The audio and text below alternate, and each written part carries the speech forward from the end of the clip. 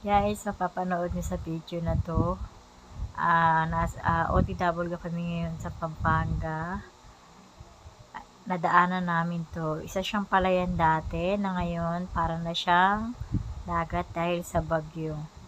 So, kailangan natin mag-ingat mga guys kasi iba na ang panahon natin ngayon.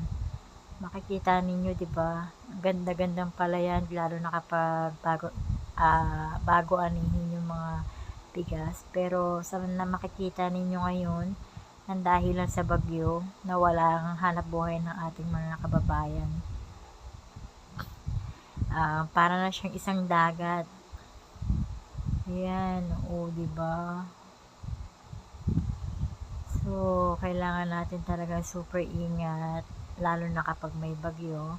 Much better na mag-stay tayo sa bahay kaysa gumala. So,